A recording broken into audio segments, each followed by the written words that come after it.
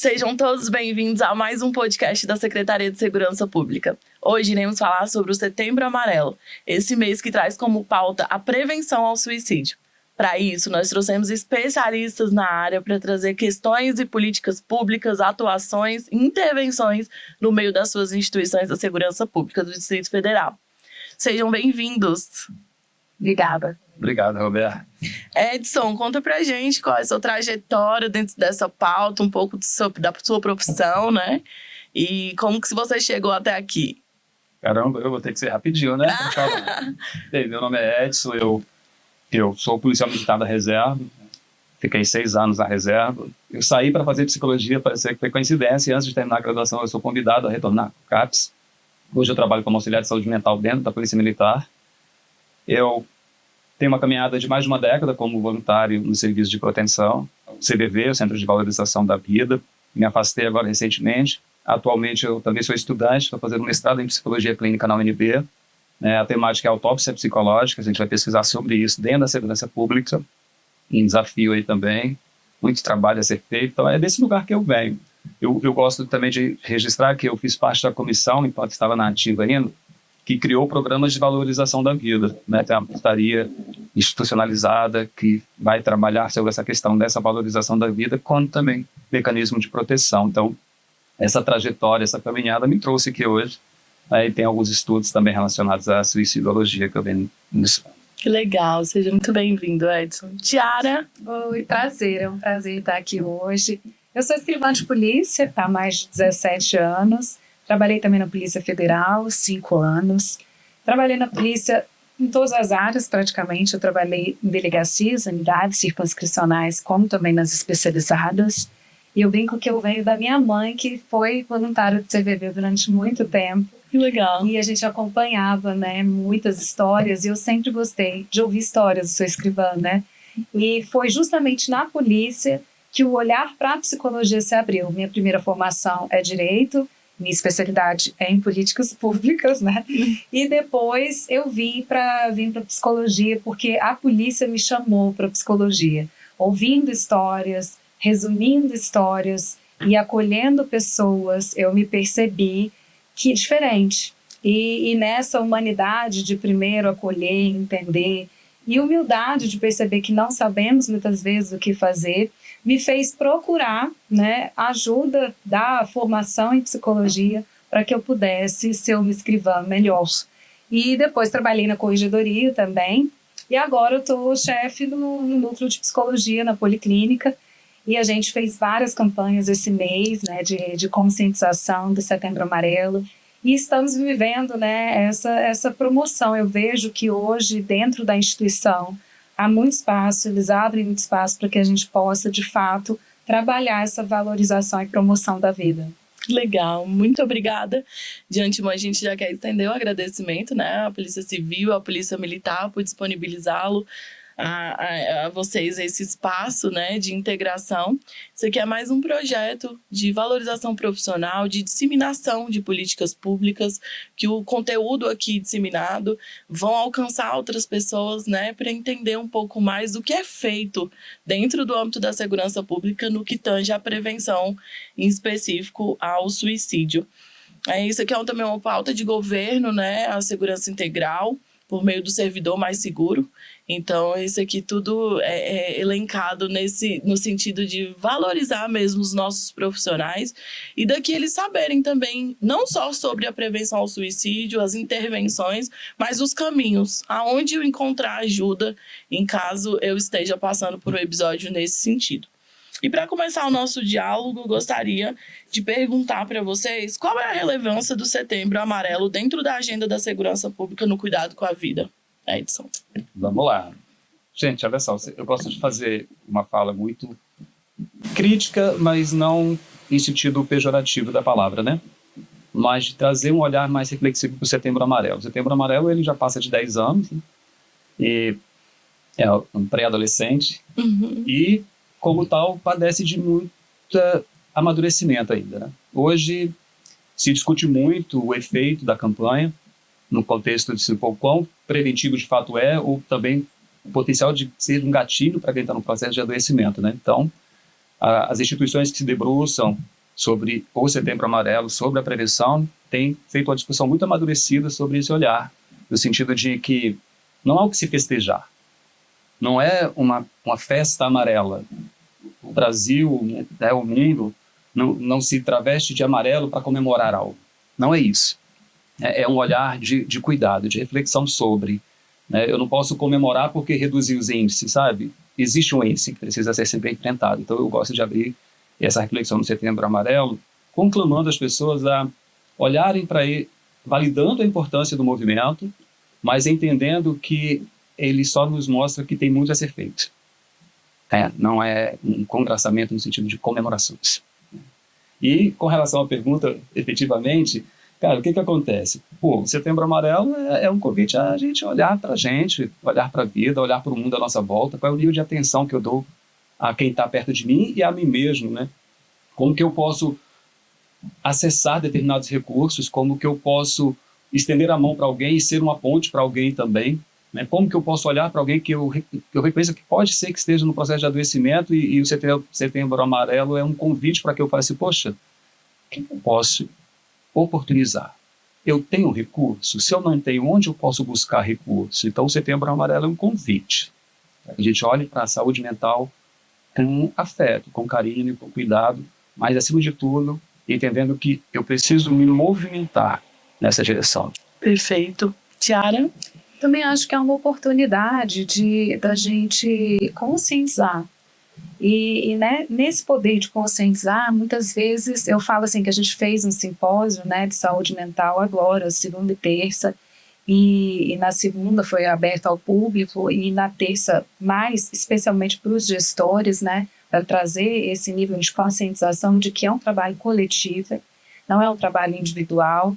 E nesses 2 encontros foi muito bacana no sentido da gente poder ter essa interlocução, ter essa discussão, ter essa conscientização. E mais ainda, sabe, eu fiz uma dinâmica, achei interessante, eu fiz uma dinâmica no primeiro dia.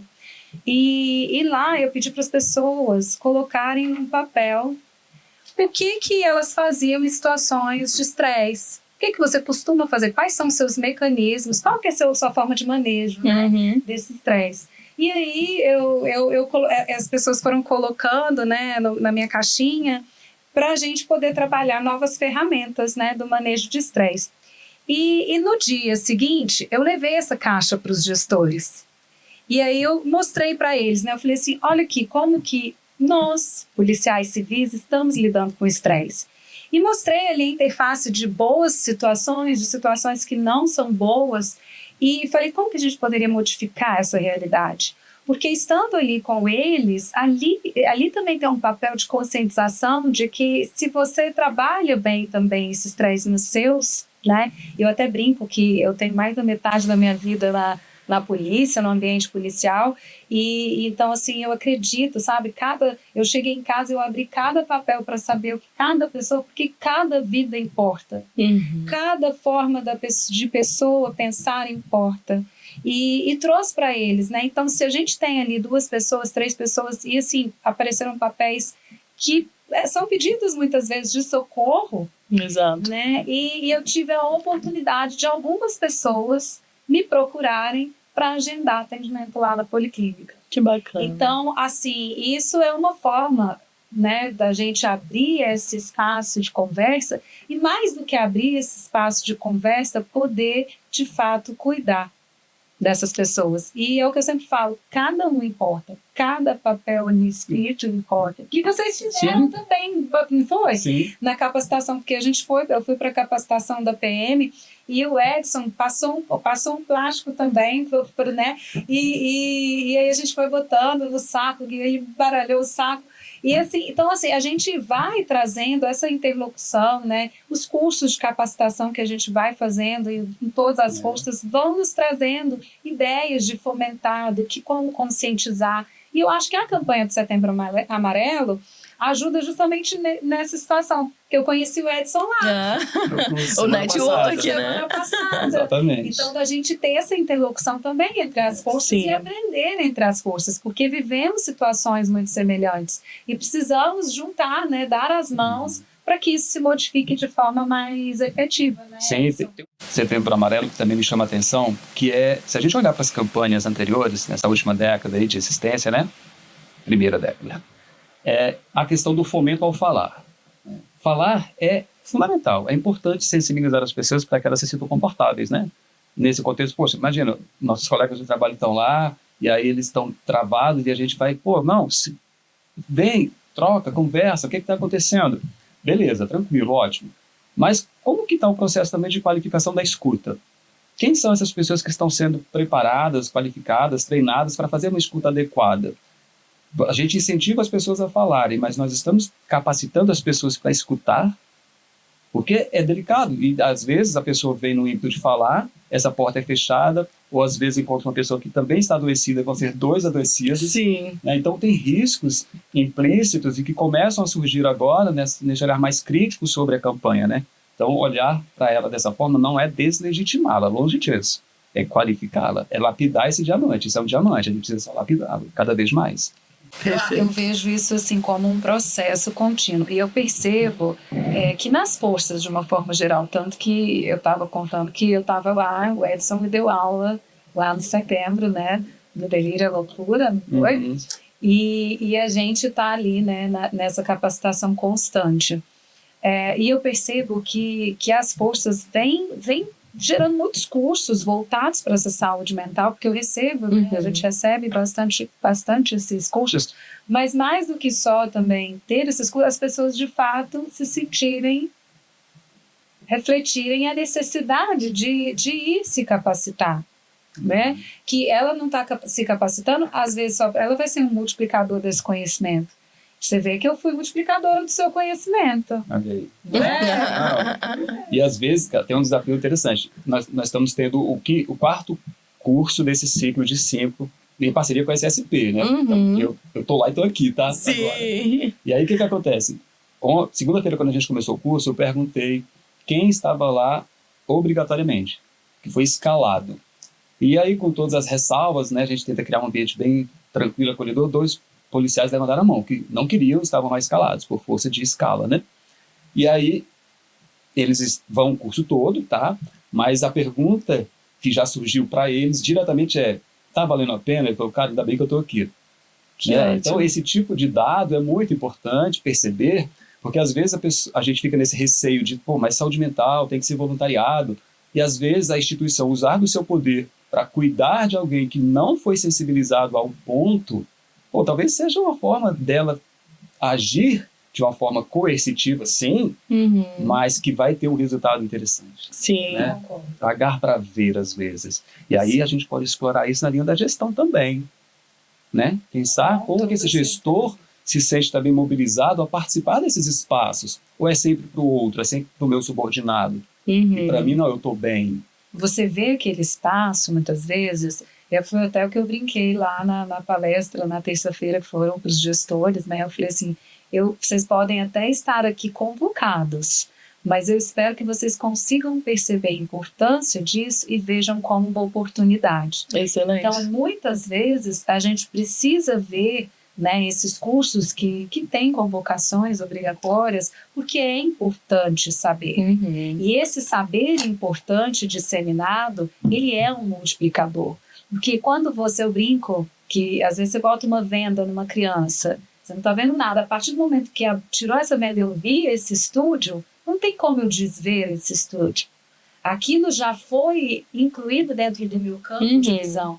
Então, eu acredito que em muitos cursos há obrigatoriedade. Aí você fala assim, mas é muito impositivo, a pessoa não vai prestar atenção. Pode ser, se você não conseguir ter essa atenção, talvez você também, como profissional, né, como professor, vai ter que olhar, né, se os recursos que você está usando, de fato, estão prendendo a atenção dessa pessoa. Porque quando a gente fala de ser humano, todo mundo tem que se relacionar com pessoas.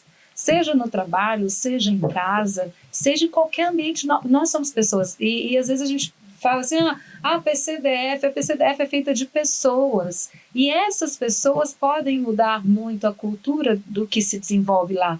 A Liane, a nossa psicóloga, queridíssima, né? Ela fez uma contribuição que eu falei, olha, Eliane, nunca mais vou esquecer essa metáfora que você usou, que é a metáfora do sapo. E Eliane falou que escutou também de uma colega e foi disseminando. Então, você veja a multiplicação de um conhecimento. E a cultura do sapo é porque se você coloca um sapo numa água quente, ele na hora ele vai saltar e ele vai sobreviver, às vezes, àquela água quente. Mas se você coloca o sapo e vai esquentando a água devagarinho, é como eles cozinham o sapo. E é isso, a cultura vai entrando dentro da gente. Então, que a gente possa ter esse poder também, aos poucos, de trazer conhecimento, de trazer uma nova visão, de trazer uma conscientização. Interessante, muito bom. Bom, e falando um pouco dessa intervenção, né, da parte prática mesmo, da atuação de vocês no âmbito das suas instituições, gostaria que vocês falassem brevemente como que funciona as atividades lá do Centro de Assistência Psicológica e Social da PM, Edson. Vai começar por mim de novo, né? A próxima começa pela Tiara, hein? Vamos lá. Gente, falar do Centro de Capacitação, eu estou lá há 1 ano, né? Eu conheço a realidade do centro bem próxima agora, a partir dessa experiência, mas ao longo da minha carreira também, né, de longe, sempre observando, vendo, fiz parte da comissão lá em 2018 que criou o Programa de Valorização da Vida, então eu tenho uma certa proximidade hoje, eu me sinto confortável para falar um pouco sobre o centro. Eu quero começar com uma provocação também em cima do termo Setembro Amarelo. Né? Eu quero dizer o seguinte, o CAPS hoje ele olha para setembro, é o seguinte, setembro tem 12 meses. Tá? E a expressão é bem essa mesmo, que parece incongruente, tá? Setembro tem 12 meses. Por quê? Porque o trabalho do CAPS ele pode não estar muito concentrado exatamente nesse mês, nesse período, mas ele está diluído em vários serviços, em vários papéis. Eu vou passar rapidinho aqui alguns deles. Por exemplo, o CAPS, nós conversamos aqui antes da gravação sobre o S10. O S10 ele é colocado meio como o ponto de origem, por assim dizer. Ele funciona há mais de 2 décadas. É um número de telefone, 996180241, que funciona 24 horas por dia. Qualquer policial militar ou dependente que ligar lá vai poder ser orientado sobre a demanda que ele trouxer. Né? E aí pode ser uma demanda alheia à questão de saúde mental? Até pode. Os policiais eles vão estar em condições de te orientar. Mas a premissa maior do S10, né, imagina, você está num contexto de crise e não sabe o que fazer. Você liga lá, ele vai passar por um processo de acolhimento por telefone, vai tentar te equilibrar ali um pouquinho, te trazer para um pouco mais de calma, vai entender aquele contexto e vai te orientar. Você precisa fazer isso, fazer isso, fazer isso, e vai te dar o caminho das pedras. Então é um serviço de acolhimento e orientação. Paralelo a isso, o S10 ele faz visitas domiciliares, faz acompanhamento de casos específicos, pontuais, né, tudo com uma equipe muito estruturada, um trabalho muito, tudo dentro do SEI, tudo regulamentado, tudo certinho, sabe? Então, partindo desse S10, desse serviço-chave, por assim dizer, a mola mestra, posso até usar essa expressão, a gente tem hoje funcionando no CAPS o Alcoólicos Anônimos. São poucas as polícias que têm um serviço próprio de alcoólicos anônimos. Os policiais alcoolistas, eles não precisam, às vezes, fazer uso desse recurso numa comunidade, às vezes, onde ele tem ali a exposição, às vezes até um desafeto, alguém que ele cruzou... Foi uma ocorrência, né? Então, ele tem esse lugar privativo, e o CAPS funciona no primeiro andar do centro médico. As reuniões do AA sempre nas terças-feiras, às 19h30, salvo engano, 20 horas, me fugiu aqui um pouco, mas é nesse horário, à noite. Em acréscimo ao Alcoólicos Anônimos, nós temos o Alanon, que eu não sabia nem que existia, conheci agora nesse retorno para o CAPS, que é a versão para os familiares do AA. As mulheres, as esposas desses alcoolistas, que na maioria das vezes são homens, né, nesse processo, elas têm esse espaço, e as reuniões são toda quarta-feira. Participam de vários eventos, de várias atividades extras. Então, veja, o CAPS ele oferta essa oportunidade para o alcoolista e para seus familiares. Né? Além do Alanon, a gente tem rodas de conversas. Já tem um bom tempo que o CAPS, toda semana, ele vai aos quartéis. O que ele vai fazer nos quartéis? O CAPS, ele vai primeiro mostrar a carta de serviço do CAPS. Muita gente não sabe, muitos policiais não sabem desse número que funciona há mais de 2 décadas. E aí a gente vai fazendo essa comunicação pontual dentro das unidades. Junto com essa roda de conversa, tem um processo de sensibilização, né? Essa necessidade de autocuidado, de mostrar os serviços, como que eu acesso. E agora, mais recente, agora depois do nosso último seminário, foi instituído também um consultório itinerante. Quer dizer, vai o profissional para fazer a roda de conversa e vai um consultório que é uma viatura mesmo, toda equipada, com outro profissional para fazer um acolhimento individualizado, caso alguém queira. Perfeito. E aí a gente já entra naquela questão do estigma, né? Poxa, tá lá dentro do quartel, eu vou, não vou? Então tem muitos desafios sendo construídos e enfrentados aí. Temos também agora, que a reunião é hoje, inclusive, eu vou sair daqui, vou para o curso, depois eu vou para a reunião à noite, que é o Grupo Esperançar. E é esperançar mesmo, é verbo, tá? Porque a diferença do esperançar para esperança é aquela coisa que eu acredito que vai dar certo. Eu aguardo que as coisas deem certo. E o esperançar não, é o verbo do agir. Eu vou fazer, eu vou me movimentar. Então, o Esperançar é um grupo voltado especificamente para os enlutados por suicídio, que tem a relação com a segurança pública, com a Polícia Militar, em primeira mão, porque a gente está começando o serviço, mas hoje é a nossa 9ª reunião do ano.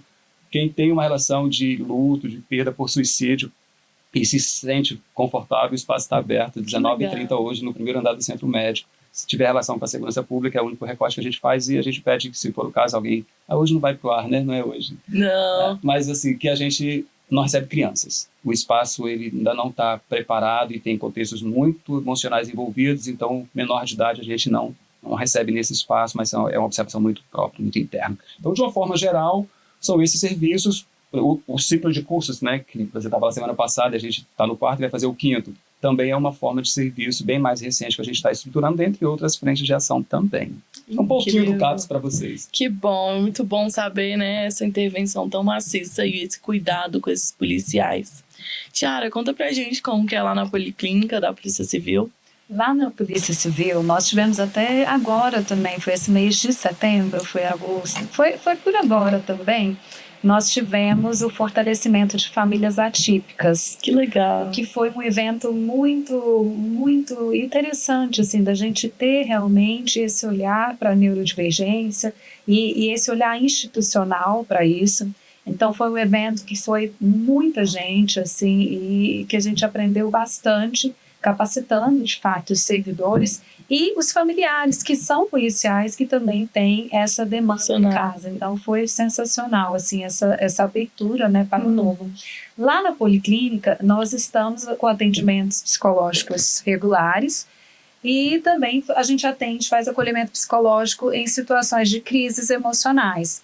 Nós ainda não atendemos emergências psiquiátricas por não ser um local que tenha essa estrutura, né, que a gente possa, de fato, fazer, né, e dar realmente uma proteção para essa pessoa, mas a gente faz os acolhimentos, sim.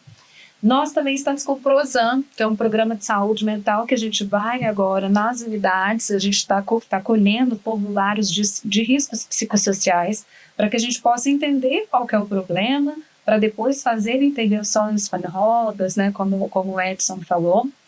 Lá também na Policlínica, eu sempre penso assim, que a gente fala sobre saúde mental, fica parecendo que saúde mental está muito ligado só à psicologia e psiquiatria, né? O que não é verdade. E lá na Policlínica nós temos vários outros tipos de serviço. Dentre eles a capelania, que atende muita gente, que é essa porta de entrada, muitas vezes, dos familiares, de pessoas que estão em sofrimento. Então essa capelania acolhe, escuta, faz visitas. Nós temos assistência social também, que tem esse suporte, além, né, da psicologia, da psiquiatria, e também temos lá na nossa Policlínica terapia ocupacional. Enfim, nós temos toda uma rede, de fato, de sistema mais ambulatorial. E a gente percebe que os servidores usam bastante serviços. Claro que a gente tem uma capacidade funcional e laboral, então hoje a gente não consegue atender, né, os dependentes, muitas vezes, porque, de fato, agora com a rede credenciada, a gente tenta encaminhá-los, mas a gente também faz o acolhimento deles para encaminhamento. Mas a gente faz todos esses serviços, mas o PROSAN, ele é nossa política agora, após o decreto, inclusive, né, da Celina, que trouxe essa ideia de que a gente precisa ter realmente políticas de bem-estar, né, e saúde mental. E nós estamos com esse programa, que é o PROSAN, que é feito, inclusive, a gente está sendo capacitado pela Ana Magnólia, da ONB. Ai, ótimo. Então, a gente está tendo essa capacitação para que a gente possa, de fato, fazer intervenções, né, mais efetivas e com sistemas validados, né, que é o PROACT, né, que é um sistema validado em outras forças de segurança.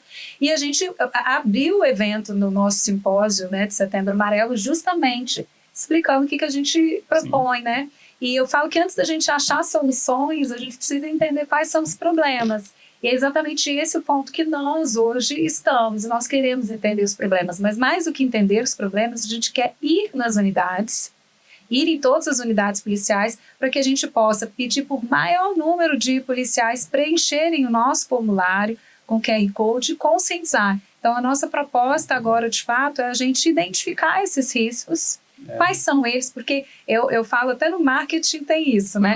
O que primeiro você vai perguntar para a sua audiência o que ela precisa, né? Para depois você servi-la. A gente, claro que já tem muitos serviços que a gente presta pela policlínica, mas agora a gente também quer entender exatamente, né, essa política de gestão, entender o que você está sofrendo, qual é o sofrimento. Ir além do empirismo, né? A gente diz ir além disso. Exatamente. Muito bom. Eu falei dos programas, e aí você falando, me veio também, eu preciso só passar o serviço que a gente tem lá, né? Nós passamos muito tempo só com um psiquiatra na PM, isso foi pauta de notícias, em jornais, né? Muitas críticas sobre isso. Recentemente nós recebemos psiquiatras médicos que foram formados, que policiais, salvo engano, são 4 psiquiatras que já estão com a agenda aberta e atendendo.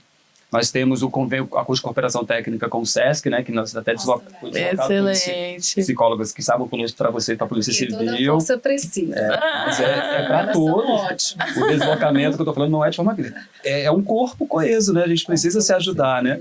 Então nós temos essas profissionais, nós temos outro psiquiatra da Fundação Hospitalar, que é a doutora Elaine Bida, que está atendendo já tem um bom tempo com a gente lá também.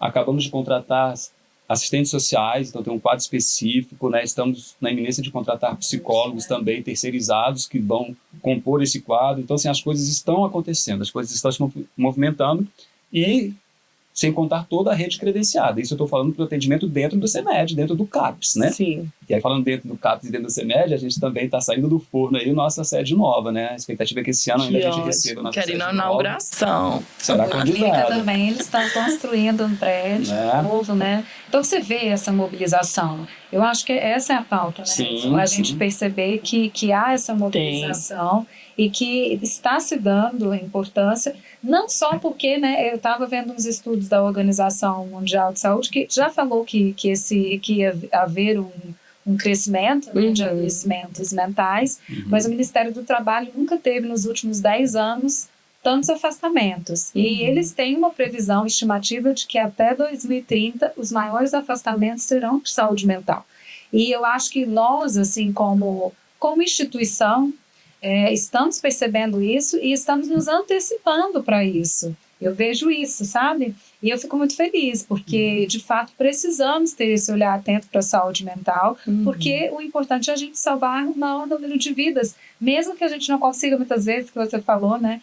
Ter ali na nossa estimativa, porque a gente não tem, às vezes, como mensurar as vidas que estão sendo salvas no método preventivo, mas, de alguma forma, todas essas mobilizações que a gente vem percebendo ao longo dos anos, eu estou há 17 anos na TI Civil, e eu sempre falei, eu queria muito que as pessoas estivessem lá nas unidades, porque eu trabalhei em unidade circunscricional. Então, tá lá, sabe, as pessoas irem lá, de fato observar o que está acontecendo aqui, serem ouvidas, serem percebidas. Nós, como corpo de saúde qualificado, de fato estarmos mais presentes. Exato.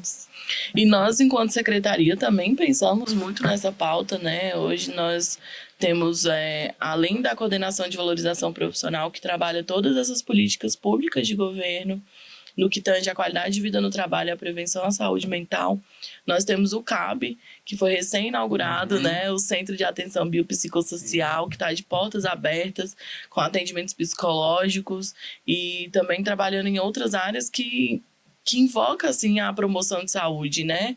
Como a fisioterapia e outros atendimentos. E eu acho que é esse caminhar mesmo, né? Hoje nós vemos que as forças estão bem engajadas para que promova essa sensação de saúde mental mesmo no âmbito, né?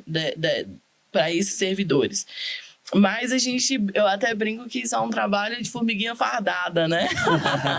Porque a gente é uma eterna plantação de tâmaras, né? A gente planta hoje, vem uma pessoa e colhe, né? Não seremos nós, né? E que não somos nós, mas que a gente já tem essa sensação de pertencimento, de dever cumprido, de fazer políticas e programas e ver essas políticas e programas acontecendo, saindo do papel.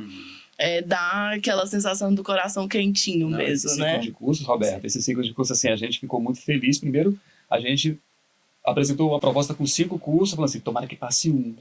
Aí aprovaram os 5, a gente ficou, meu Deus, e agora? Exato. Né? E aí quando a gente fez a proposta, falou assim, olha, se vocês puderem chamar outras forças, vai ser legal. E aí a gente, poxa, SSP, Bombeiro, Detran, Polícia Civil, sabe, Polícia Penal. Sim. A gente abriu vaga assim para todo mundo. A gente fica com o coração um pouquinho apertado porque nem todas as vagas foram preenchidas. Mas isso não vai ser motivo da gente se desmotivar, sabe? Exato. Você estava lá da Polícia Civil, tinha outras pessoas com você, o bombeiro está lá. Hoje, A representatividade, né? 2 colegas da Polícia Civil hoje estão lá ministrando, trocando experiências, né, como instrutores no curso. Então, essa troca, e a SSP abrindo essa porta, né, foi tudo via SSP, então... É JEP, muito né? bom. Isso, é JEP.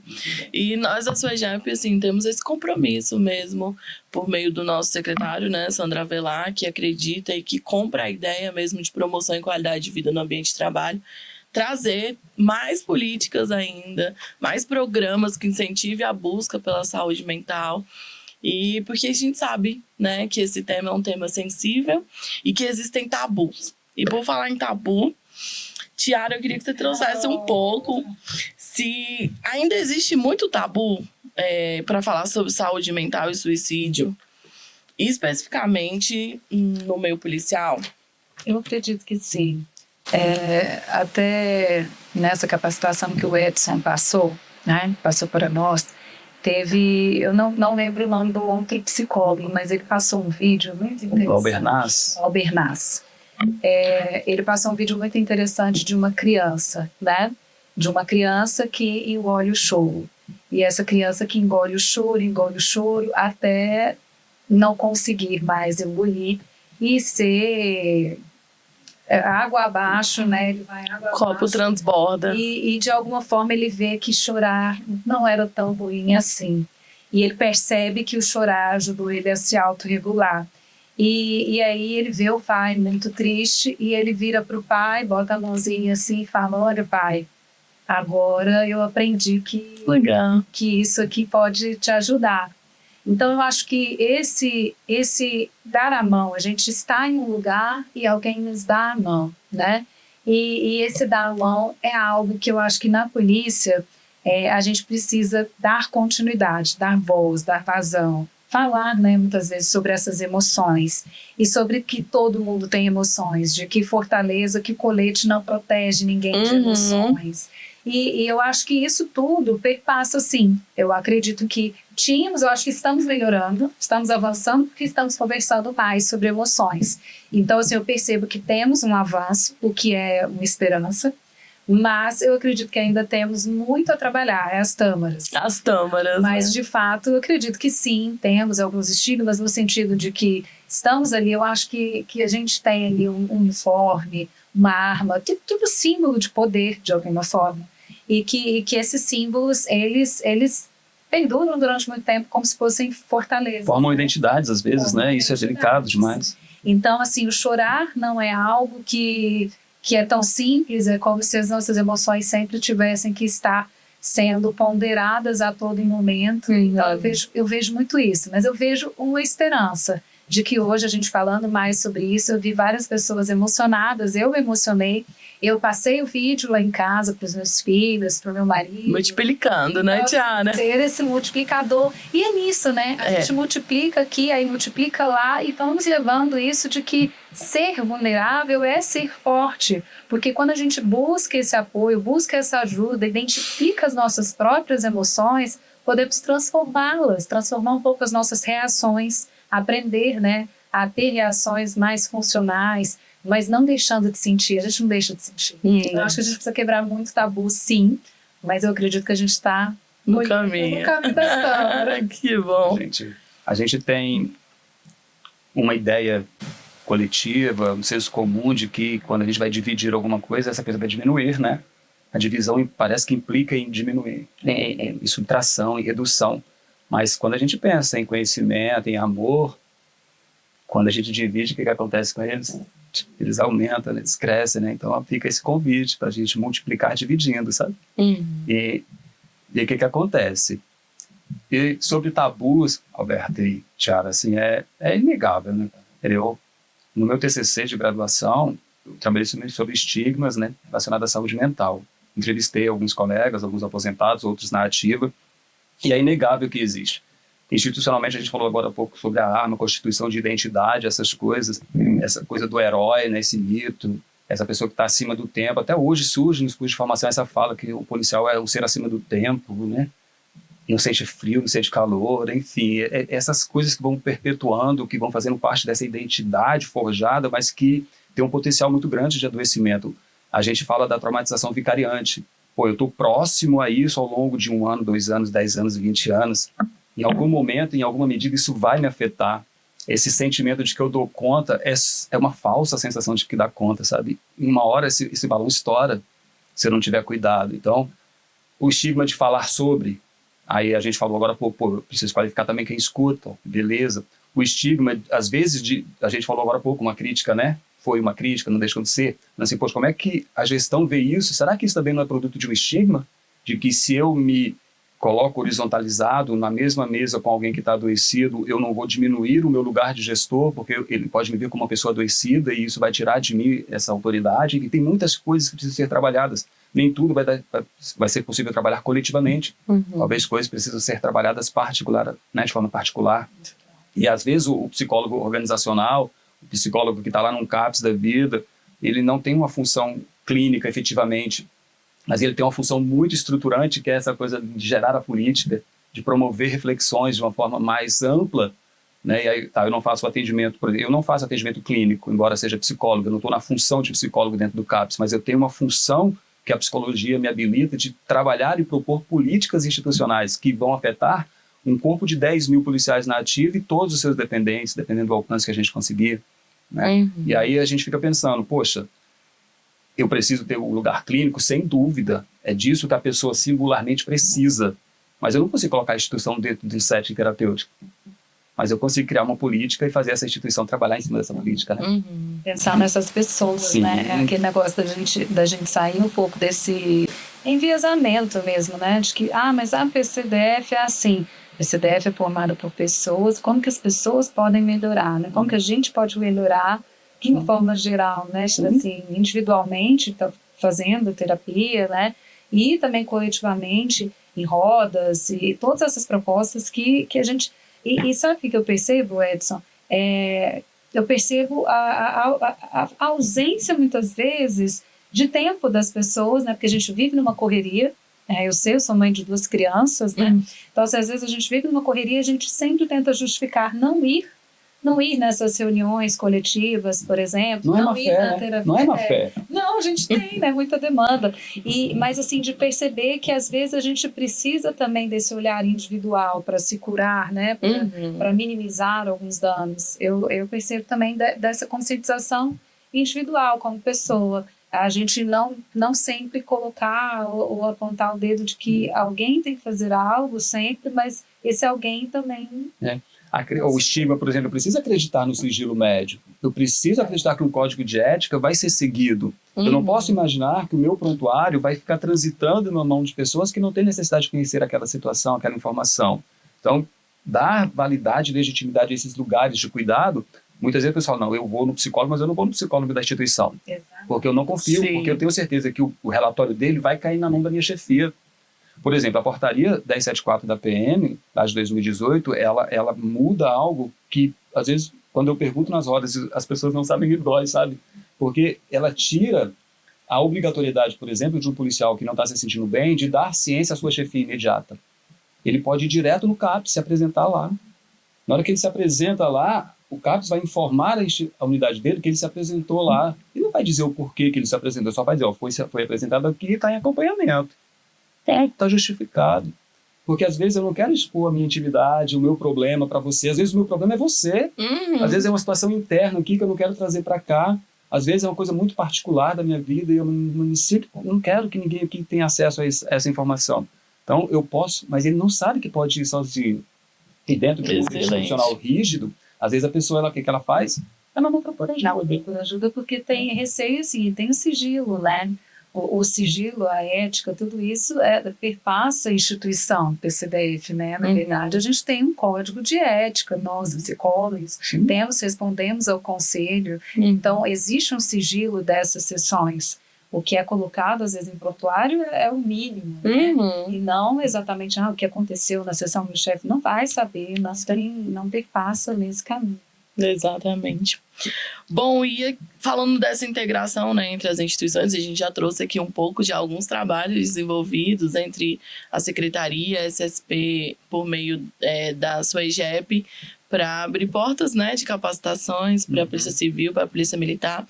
E eu só queria fazer uma propaganda, né? Nós estamos aí essa semana estamos capacitando profissionais da segurança pública no curso de multiplicadores de prevenção ao suicídio, com o IPS, que é uma empresa muito boa nessa pauta, a Deise Miranda, e ela escreveu um livro muito bom, né? Porque os policiais se matam e, assim... Uma pesquisa, né? É uma pesquisa, né? Sensacional. E aí nós contratamos a Deise, ela está fazendo essa semana de capacitação e nós estamos com outro curso aberto, que é o curso de autópsia psicossocial no contexto da segurança pública. Ele vai ser com encontros EAD uma vez por semana, às quartas-feiras, à noite. Muito bom. Então, libera o pessoal aí para fazer, porque é tudo isso que a gente está trazendo, né, na teoria e com intervenção prática, para que a gente melhore ainda mais o nosso atendimento de ponta, né? Sim, o IPS, eu fiz o curso deles de suicidologia, políticas públicas de suicidologia. O nome certinho me fugiu aqui agora, mas eu fiz, foram 2 anos de curso. Que legal. Aí você transita por vários aspectos do suicídio, né? Com crianças, com adultos, idosos, com profissionais de segurança pública. Eu fiz esse também. Você vai buscando e vai, né? É muito insumo, né? É muita coisa. Trabalhar e digerir. É um campo assim de trabalho, e quando a gente faz o recorte da segurança pública, e aí você vê uma mídia, né? Trazendo um dado que é real, tá? Não estou questionando o dado real, mas quando você olha e fala assim, poxa, morreram mais policiais por suicídio do que morto e fora de serviço. Quando você soma morto em serviço e morto na folga, até ultrapassa o número dos suicídios. Mas quando você faz a comparação direta, eu estou na minha folga e a questão do suicídio superou. Poxa, esse dado, esse número, ele assusta demais. Né? Ele cria um sentimento de que a instituição está doente. Outro dia eu estava numa situação de discussão e surgiu a pergunta, mas a instituição está doente? E eu senti que a pessoa queria me provocar até eu dizer que a instituição estava doente. E a questão eu não posso personificar uma instituição. Pessoas adoecem. A Polícia Militar, a Polícia Civil, a Secretaria de Segurança não adoece. Pessoas adoecem. Agora, eu consigo alcançar essas pessoas adoecidas previamente, no processo de adoecimento, em contexto de pós-venção, como o Esperançar, por exemplo, né, no caso específico do enlutamento por suicídio, mas eu consigo alcançar essas pessoas. Então, ao mesmo tempo que eu não consigo dissociar o Edson, pessoa, CPF, do Edson, policial, matrícula, eu não consigo separar essas coisas, elas têm uma simbiose ali, eu preciso entender que eu não sou a instituição. Ao mesmo tempo, entende? Parece um pouco incongruente o que eu estou dizendo, mas assim, não. Eu não consigo dissociar plenamente, mas eu preciso entender que o meu adoecimento não implica adoecimento institucional. Agora, se o meu adoecimento tem relação com a instituição, com o meu trabalho, isso é um outro processo de investigação, outro processo de análise, e que necessariamente a Deise, através do IPS, através do próprio livro, vai mostrar que sim, existe. Mas existe um fator central na questão quando a gente fala de adoecimento, que é muito o núcleo social, o núcleo familiar, as relações que são construídas também, né, que é um lugar, é incrível, né, porque o lar da gente é um lugar estruturante, né, vai ser um lugar protetivo, mas se a gente olhar com mais luz para esse lugar das pessoas adoecidas, não raramente a gente encontra lares adoecidos. E aí a gente fica olhando, poxa, eu preciso, como é que eu, instituição, cuido da sua casa? Qual o meu alcance? Qual o meu limite da minha ação?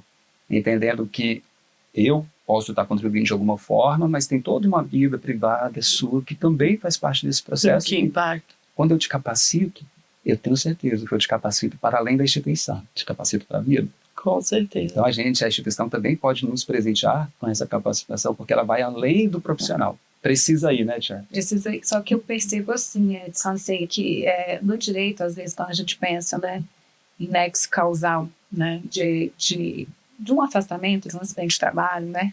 Um policial está numa operação e acaba sendo alvejado, né? Ali fica evidente um acidente de trabalho. E no adoecimento psíquico, como ele é progressivo, esse nexo causal, né, o estilo de gestão, né, precisa às vezes ser revisto. A gente vai ver isso nos riscos, né, psicossociais, mas eu percebo que assim é mais difícil da gente poder fazer esse nexo causal é quase inviável, né? Difícil porque o adoecimento ele é múltiplo, como você falou, né? O adoecimento não é só o trabalho, mas também a gente revê ali algumas políticas de trabalho, alguns estilos de gestão para a gente sempre melhorar. Eu falo que se a gente está aqui é para melhorar, né? E por isso que eu acho tão importante esse PROSAN, né? Que é o programa que vai ser a nossa política, porque a gente vai entender de fato onde está esse possível adoecimento e onde que ele está mais e como ele está se desenvolvendo, porque se a gente não tem exatamente essa noção, como é que a gente vai ter algum nexo, né? Como é que a gente vai poder saber onde perpassa esse adoecimento, como intervir, o que fazer?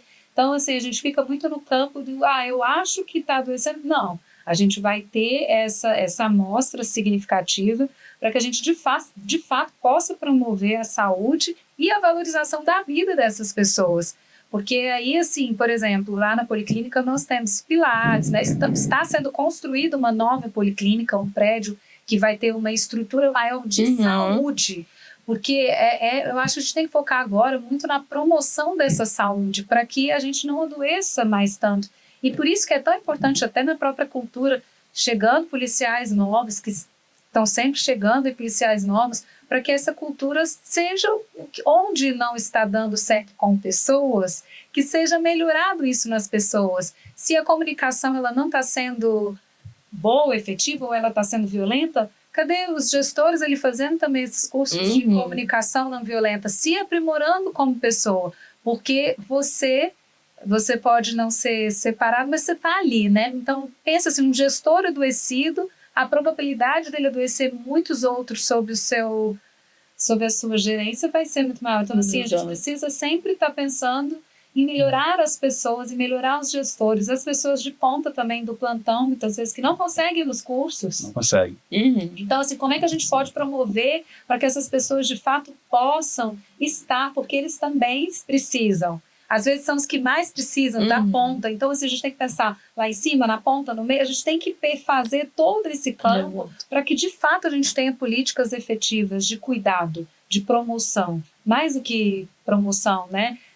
De uma coisinhas, né? De algo muito maior, integralizado, né? Porque a saúde, ela não é só psíquica, ela é física. É toda. Ela é biológica. E é muito interessante te ouvir, né, Tiara, e é justamente um ponto que eu queria tocar, né? O sofrimento psíquico, né? Quais são os principais sinais de alerta para esse sofrimento psíquico ou o risco de suicídio do colega de trabalho? Porque as pessoas, nem todo mundo é psicólogo, nem todo mundo tem esse tato. O que eu posso identificar em um colega que está nesse sofrimento? E o que eu posso fazer por esse colega em sofrimento? Quais são esses sinais? Qual até o meu limite de intervenção nesse assunto que é tão sensível? Eu falo que, assim, a primeira coisa é observar, né? Nós somos bons falantes, poucos bons ouvintes, poucos escutam, né? Então, assim, a gente precisa escutar. Eu falei ontem na palestra, eu estava falando, gente, olha, se você já está pensando em responder, você não está escutando. Exato. Então, assim, eu acho que a primeira coisa é observar. Os sinais, eles aparecem. Teve uma pessoa que trouxe um exemplo que eu achei fantástico, que Pompeia, antes de ser incendiada, antes dela acabar em 17 minutos, ela soltou várias fumaças. Mas, é só fumaça, é só fumaça. É só fumaça, e não era só fumaça, né? Então, eu acho que isso é um bom exemplo para a gente perceber as fumaças. E que fumaças seriam essas, né? Eu acho que a pessoa muda muito o comportamento. Às vezes, ela se retrai mais, ela se isola mais, ou ela fica mais irritada, ou ela começa a ter pesadelos, sonhos, né? São vários sinais, né? Depende muito de cada pessoa. mas os sinais eles vão surgir. A pessoa vai ter algumas mudanças comportamentais. Então você sente, tem alguma coisa. Se você falar assim, tem alguma coisa estranha, ali é um sinal, ali é uma fumaça, que coisa estranha. Ela falava mais, está falando menos, ou ela falava menos, agora não está falando mais. Quais são esses sinais que às vezes a gente pode observar e que a gente observa em casa? Com os nossos filhos, por exemplo. Então a gente pode observar talvez com colegas no trabalho também. Sim, e o que a gente pode fazer? Eu falo que antes da gente querer encaminhar, né, a gente precisa fazer o treinamento ali do SAMU, o AEIOU, que é um mnemônico fantástico, que a Renata Cavalcante trouxe na conferência também de SAMU semana passada, e ela fala, né, acolher. Como é que é acolher? Conversa com a pessoa, chama ela pelo nome, seja gentil, fala de forma de vai devagar, né, não tenta trazer uma verdade, não tenta contestar, escute, que é o escute. Então, tenha essa escuta de fato de você não querer responder a pessoa, mas de fato de você querer entender qual a necessidade dela ali que pode não estar sendo atendida. E aí o I, né, que vamos identificar alguns sinais. Então, essa pessoa tem uma família, tem uma rede de apoio, tem amigos, pratica atividade física, está ali numa rede, às vezes religiosa, ou está ali nos grupos, né? Ela está ali com uma rede de proteção ou não. Ela usa muito álcool, ela tem as drogas, né, envolvidas. Quais são esses fatores? Identifica esses fatores, né, para que você possa, de fato, trazer ali depois o encaminhamento, né? Um encaminhamento no sentido de você, primeiro, você não vai dar a sua opinião, você vai entender a necessidade da pessoa para que depois você possa, de fato, encaminhar, às vezes, por exemplo, a policlínica encaminhava para a gente, né? O chefe pode fazer um memorando, muitas vezes, né, para uma avaliação de capacidade laborativa, uma junta médica. Às vezes, a junta, né, a gente fala da arma, mas é uma proteção.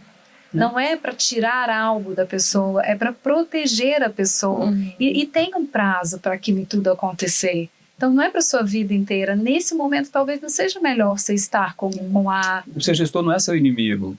Né? Ele está cuidando de você, por mais que você não consiga ver isso naquele momento, né? Sim. Mas ele está cuidando de você e às vezes não, ele precisa fazer força de instrumento, de norma. Se ele não fizer, ele pode ser apenado por isso, né? Então não se trata de uma relação de amor e ódio, não. Sim. É cuidado. É cuidado, é proteção, né? Então, acho que é fazer mais ou menos esses caminhos. Eu acho que se você consegue escutar, acolher, formar um vínculo e realmente estar respeitando essa pessoa nas necessidades dela, vai ser muito mais fácil depois você orientar. E orientar não é dar a sua opinião, não é dar conselho. Orientar é você entender a necessidade da pessoa e fazer aquela necessidade. Né? Orientar, para mim, é isso. E às vezes, mesmo a gente não tendo um olhar de psicólogo, às vezes tem umas perguntas que são muito simples. O que aconteceu? É privativo de psicólogo? Não. O que aconteceu? Escuta. Você está bem? Eu estou aqui para te escutar. São palavras que às vezes, né, a gente fala como psicólogo muito, né? Não percebe a dimensão que elas têm, né, o alcance. Mas elas não são privativas. Então, eu falo que a gente se torna mais interessante, Roberta, quando a gente se interessa por pessoas. Exato. Então, a gente se interessar mais pelas pessoas e pelos comportamentos delas, né? Para que a gente possa, de fato, fazer alguma coisa. Exato. O comportamento é a chave, né, nesse contexto, quando a gente fala de sinais, né? E aí, eu assino embaixo que você trouxe aí, e faço mais uma ressalva, também eu gosto muito de ressalvas, né, nas minhas falas, que é não perceber os sinais, sabe? Isso não te coloca no lugar de culpa. A gente também, quando a gente fala muitas vezes para o colega, poxa, fica atento aos sinais, e quando acontece algo e ele olha para si e fala assim, poxa, eu não observei os sinais. Então, como é que essa orientação, esse cuidado, ele pode se reverter no processo de adoecimento para mim? A palavra culpa é uma palavra muito sensível, muito difícil de lidar com ela, muito cara, né, para a psicologia. Sim. Né? E aí a gente precisa também ter cuidado com a forma de trazer esse, olha, é o canga, né, na linguagem policial, então fica ligado, percebeu a mudança comportamental? Poxa, acendeu a luz amarela, mas peraí, toda mudança comportamental implica num processo de adoecimento mental? Não. O Botega, o Dr. Neuro Botega, tem um livro bem interessante que ele vai falar sobre a diferença entre tristeza e depressão, né? Vai falar sobre temporalidade, vai falar sobre o quanto aquilo traz prejuízo para a sua vida, o quanto aquilo impacta as pessoas à sua volta, e N fatores que ele vem destrinchando esses dois termos, sabe? Tristeza, pô, plenamente humano, normal, sabe? Aí, quando isso se torna prejudicial, quando isso traz problemas para minha vida, para o meu trabalho, para minhas relações mais próximas, peraí, aí a luz amarela acende. Nem sempre isso vai estar significado, representado em comportamentos. Nem sempre isso vai ser perceptível. Sempre é óbvio. E quando eu percebo E às vezes o óbvio precisa ser dito, né? E quando eu percebo sinais também, gente, eu preciso olhar para mim e falar assim, eu consigo lidar com isso. As suas limitações. Né? Eu tenho recursos para lidar com isso, porque se eu não tenho, qual é o meu papel? Vamos procurar ajuda.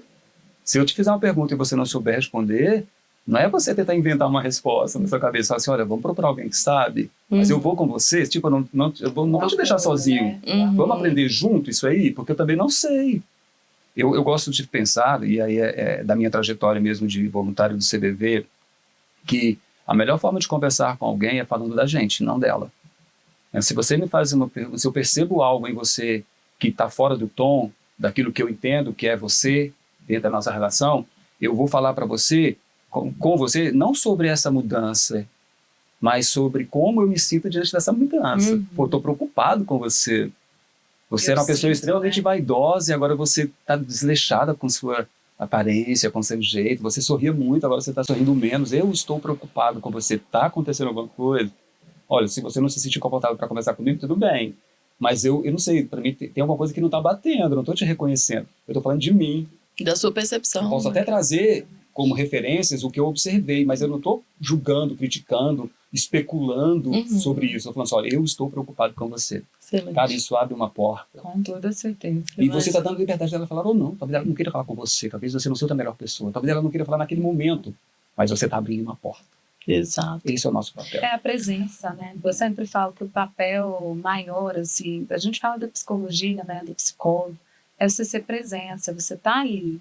Não necessariamente você tem condições ou vai ajudar. Tanto que, assim, a primeira pergunta é, eu tô aqui para te escutar, né? E não eu tô aqui para te ajudar. Porque eu não sei se eu vou saber. Consegue, se eu vou né? conseguir fazer isso. Mas escutar é um recurso que quase todos nós podemos, e se não temos, podemos aprimorar. Né? Vamos lapidando os diamantes. E é muito bom a gente trazer essas questões, esses modos de intervenção, né?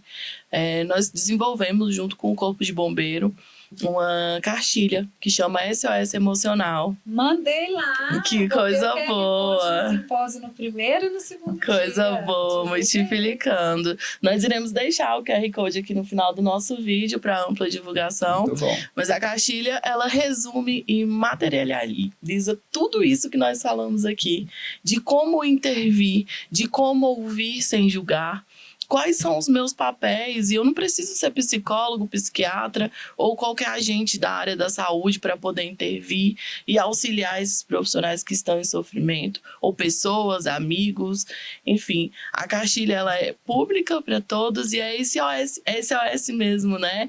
Dos primeiros socorros ali para essas intervenções mais direcionadas. Então, a gente tá pensando, né, em toda uma política pública de ouvir vocês, por mais que a gente tenha tanta acessibilidade a esses projetos, essas políticas públicas, me dá muito anseio em saber que a gente não está sozinho, né, e que é uma causa compartilhada mesmo, a gente trabalha todos os dias para que seja fruto e que seja uma vida mais valorizada, que seja um policial valorizado dentro desse espaço. E nosso diálogo está chegando ao final e eu queria que vocês trouxessem uma mensagem para os nossos ouvintes dentro dessa temática de Setembro Amarelo. Vamos lá, Edson. Tá, vamos lá. Eu fiquei pensando, né, por mensagem final, né, nosso briefingzinho, eu falei mensagem final. Cara, eu vou voltar no setembro, vou até pegar minha colinha aqui, setembro tem 12 meses, sabe, setembro tem 12 meses. Por mais que a gente lance essa luz, dê esse up, né, nesse período, mas que a gente olhe para todo o ano com esse olhar de cuidado, com esse olhar de atenção, com a leveza também que precisa ter nesse espaço, sabe? Então o pedido que eu faço é, se olha, mas se olha de verdade, vá além desse estereótipo, sabe? Se permita. Eu não consigo te dar algo que eu não tenho, é impossível, Então, como que eu, profissional de segurança, profissional de saúde, vou cuidar de alguém se eu sou negligente comigo? E eu estou fazendo autocrítica, eu estou olhando para mim, eu vejo muitas áreas da minha vida aqui que eu preciso dar mais atenção, né? Ir além da retórica, ir além de um discurso bonito, sabe? Então é isso, é olhar para esse setembro e pulverizar ele em várias ações. Quando a gente fala em prevenção ao suicídio, hoje a gente evita muito até esses termos, a gente está falando de valorização da vida, de qualidade, né? Cadê o QVT, né? Quando eu falo todo um trabalho de QVT, eu estou falando de resguardar vidas, de salvar, no sentido, né, de possibilitar que as pessoas se salvem, né? E aí é olhar para tudo isso assim, com essa leveza de que eu posso esperançar, eu posso dar o primeiro passo, eu posso me movimentar. Excelente. Obrigada, Edson. Tiara? Eu acredito que se de alguma forma hoje, né, você esteja vivendo alguma situação em que há dor, né, em que há algum momento que você não sabe o que fazer, você não precisa ficar sozinho. Eu acho que você não está sozinho. Se você não quiser estar, você não vai estar sozinho. Eu acredito muito na valorização da vida dessa forma de que nós estamos sãos. E que a promoção da vida vai vir a partir de escolhas, boas escolhas, né? Eu falo que a sorte acompanha quem faz boas escolhas. Que você possa ter a oportunidade de fazer boas escolhas, se conscientizar e perceber que sempre há novos caminhos. Excelente, obrigada. A gente encerra esse episódio. Eu queria agradecer imensamente por essa troca. Vocês trouxeram informações extremamente necessárias.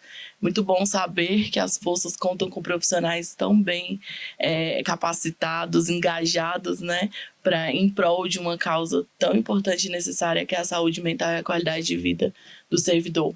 Muito obrigada novamente pela participação, pelo tempo de qualidade que nós tivemos aqui hoje. E lembramos que o Setembro Amarelo é uma política para o ano todo, né, Edson? 12 meses. Setembro tem 12 meses. E o Setembro Amarelo nos lembra que falar sempre é a melhor solução, né? Juntos podemos salvar vidas e fortalecer uma cultura de cuidado e valorização da vida.